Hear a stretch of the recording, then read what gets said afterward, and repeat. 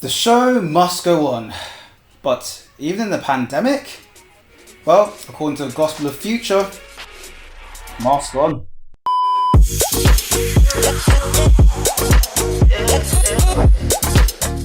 What's happening, people? My name is Fernand, and this is my live show, the show where we talk about all the cool creative production madness happening behind the scenes and live TV today. 2020, right? What a year. Absolutely everybody globally has been affected in some way by this pandemic. And of course, in this case, the live events in the broadcast industry. Major events have been cancelled. Productions have had to adapt to special at-home versions. I bet the owners of Zoom are laughing all the way to the bank right now. And even Essential TV have had to adapt even further to ensure that everybody, all the crew, are kept safe while on the clock. But we as a species, we're pretty good at adapting when times get tough, and in every case, the show must go on. And who better to tear up the rulebook than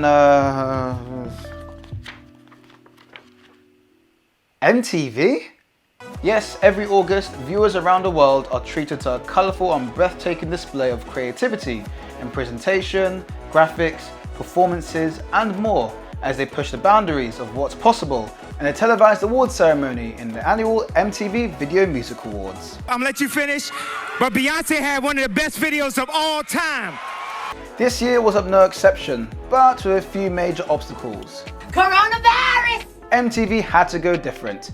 And the result? A jaw-dropping show of colour, bloodied noses and helicopters, a drive-in section and some impressive CGI and extended reality, all without an indoor audience and arena. Here's some facts to get you up to speed. This year's event was slated for the 30th of August 2020, presented by the vivacious Keke Palmer. Plans saw it to be held at the Barclays Center in Brooklyn, but due to Coronavirus concerns, MTV decided to break up the show and split it over New York's 5 boroughs, from Manhattan to Queens. The show will return to the Barclays Center in 2021. I'll be back. All personnel and staff that flew into New York City were required to quarantine for 3 to 4 days on arrival. Yep, that includes dancers, glam teams and management, the works, before undergoing further COVID-19 tests. Which leads to the big question, was this year's MTV Video Music Awards live? Yeah, sort of. Let's break this down. First of all, that stage though. Am I right? Whew. Vibrant, colourful, and a feat of design and engineering. Set on a rooftop in the middle of New York City, with an audience dialed in via webcam, Zoom once again, laughing to the bank. And a live, quote-unquote, audience on roofs of buildings next door. Plus, a bright changing centerpiece showcasing the VMAs logo to Lady Gaga's face immortalized for the world to see, which also doubles as an entrance door for presenters and award winners. Whew. So you're probably thinking, how? This was all done live in real time utilizing XR, extended reality. This is a catch-all term for AR, which is augmented reality, and MR, mixed reality, and more, and was championed here for the VMAs by a company called XR Studios. This technique and technology is amazing, being a step up from your usual green screen and tracking by blending the use of high-res LED screens, real-time content generated live, and camera tracking all working beautifully together. This isn't the first time we've seen XR or AR used at the MTV VMAs, as seen here in the previous few award ceremonies. But this level was seen earlier this year with Katy Perry at American Idol as she travels through these mystical, colourful, vibrant worlds. And was also seen this year at the Brit Awards 2020 with Dave delivering a powerful show-stopping performance. Anyway, at the MTV VMAs this year, the only physical things are the LED background, a hard floor and a microphone. And when combined all together with the generated content and the camera tracking, you're presented with an immersive world that looks almost too good to be true. The live chunks of the show were done here with some presenter links and some award winners, and included Lady Gaga winning an impressive 5 awards as she walks through this XR universe. And check out her outfits every time. Damn girl. As for the rest of the show, all pulled together with a number of pre-recorded bits, all spliced together to deliver an as-live showcase. Let's get into the performances.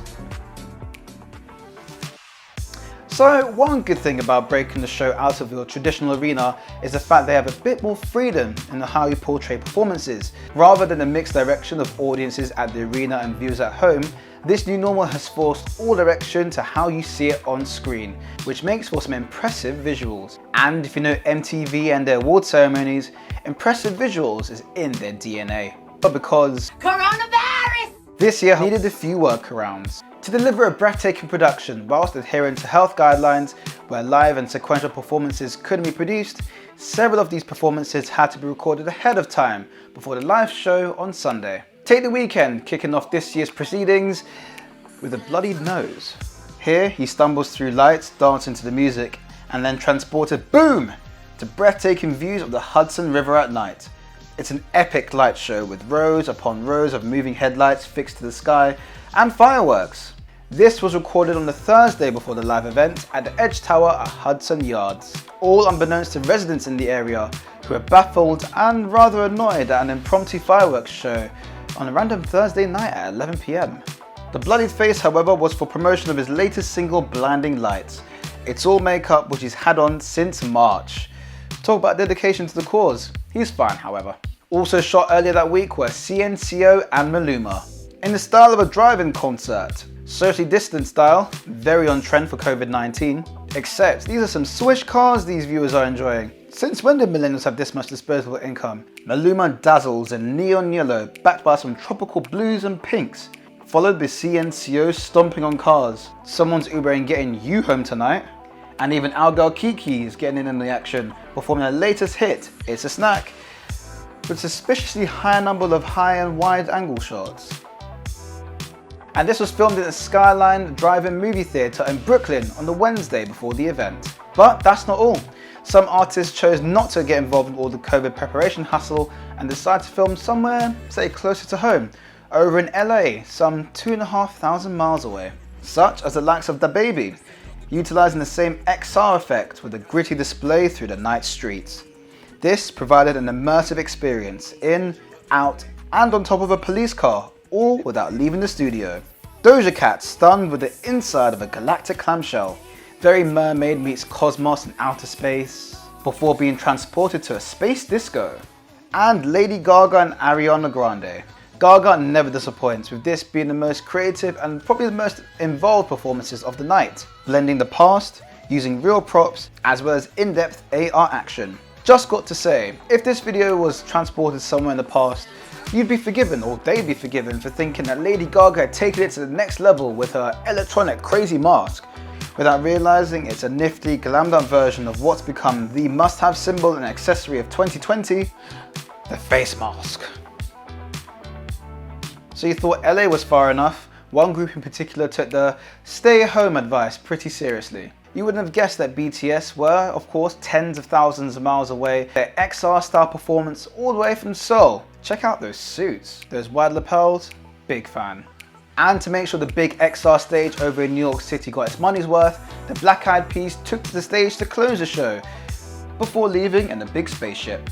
My favourite performance of the night had to be Miley Cyrus. Stripped back and pretty stark, save for Miley and her microphone, bathed in blood red and deep blue light. Almost evokes the very glam pop, new wave 80s type style. A very Debbie Harry type feel. Speaking of glam, it's good to see her trademark wrecking ball also got the sparkly treatment. Does she get royalties for that thing?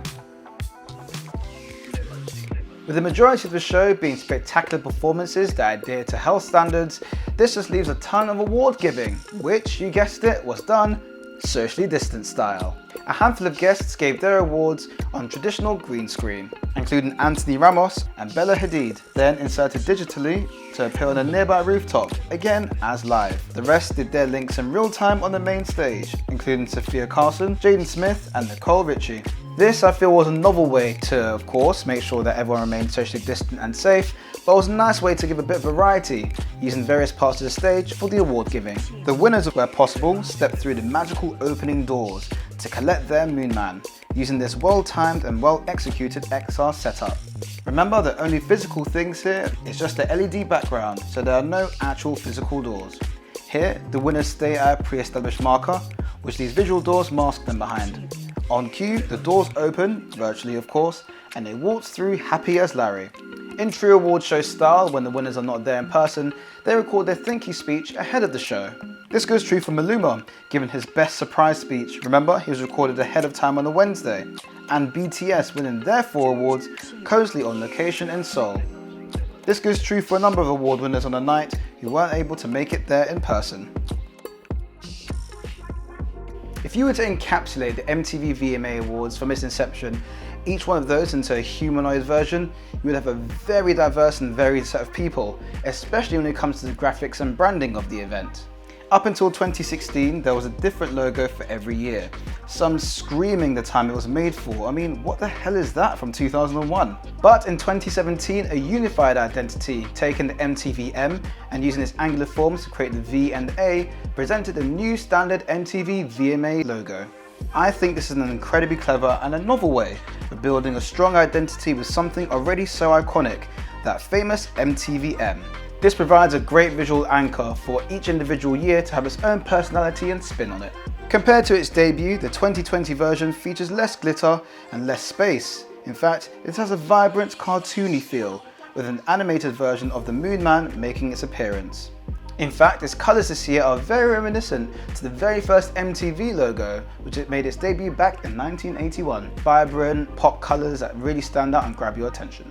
It has plenty of satisfying detail with little sparkles and little swishes and animations everywhere to satisfy the viewer. Surprisingly, they make what's a very dated and old school blocky font look quite cool and hip. A bit like the weird appeal of mustaches and cropped chinos. Yeah, that kind of hip. An explosion of colour, stupendous immersive graphics, memorable performances and moments. The definition of the show must go on in the form of the MTV VMAs. A year beset with pandemic and pure madness, here is a show to take our minds off that and be wowed by pushing the limits of creative production. And being MTV, they never disappoint year on year. And basically, that's how it was made. What are your favourite parts of this show? Bits that particularly wowed you and bits that made you go, that can't be real. Let me know in the comment section below. That, and let me know what shows you would like me to take on next. If you liked what you saw, give us a like and a thumbs up. And if you want to see more of these interesting videos where I go behind the scenes, hit that subscribe button. Until next time people, always hit record. Stay live. Peace.